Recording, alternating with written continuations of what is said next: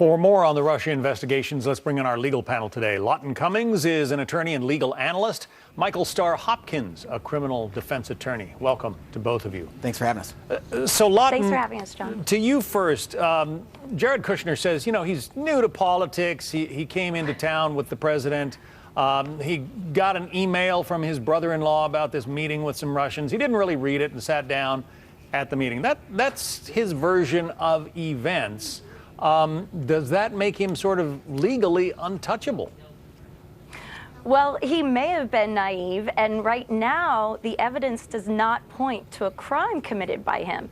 But I'll tell you, John, what the facts do show is how remarkably susceptible he was to foreign intelligence agents. I mean, this is the classic way foreign intelligence officers flip a person. They start off by saying, we want to meet with you, we have something you might like. That's just to see if the person will show up at all. Then the next time, they might give them something, and only later do they make an ask, and that's when the person realizes they're in too deep to say no. So let's just hope it didn't get that far. Absolutely. Michael, yeah, he did not testify under oath in front of that closed door hearing, correct? No, he did not. Correct. But I will say it is illegal to lie to Congress.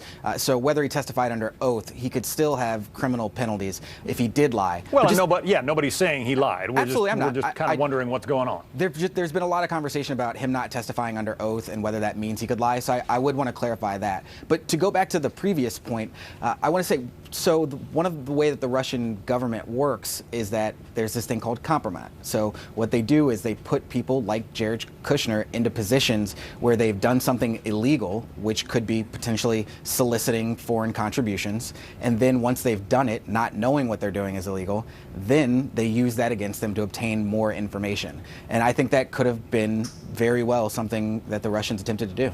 Kushner's wife, Ivanka Trump, has now added Abby Lowell, Kushner's own attorney, to her legal team. I mean, she's essentially hiring the same lawyer that her husband is using. What about that legal strategy? Let's go to you, Lawton, on that. Sorry, John. Yeah, well, I'll tell you, I think it's a brilliant strategy. Abby Lowell is one of the very best white-collar criminal defense attorneys in the country, and anyone within the White House administration should have their own counsel right now in order to work their way through this Russia investigation. However, Ivanka does not want to appear like she is lawyering up. Therefore, she's saying she has a confidential relationship with Abby Lowell just because her husband, Jared, has retained him as his lawyer. But that's just semantics legally. He's still her lawyer because she's sharing confidences. So that just gives her cover. So she looks like she's not giving the impression she's doing something wrong.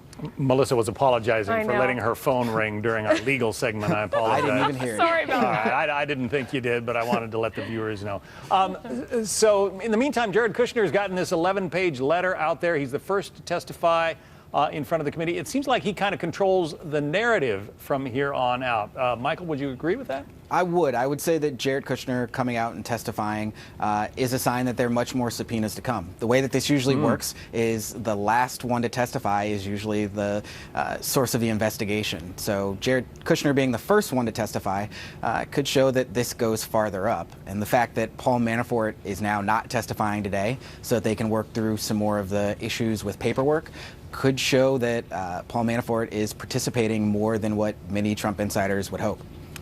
Going to be a hot time in Washington for the rest of the summer and maybe beyond. Michael Starr Hopkins, good to have you on. Lawton Cummings. Thanks for having me. Good to have you back. Thank you, John. Thank you. Nice to be back. I was actually reading a story on FoxNews.com.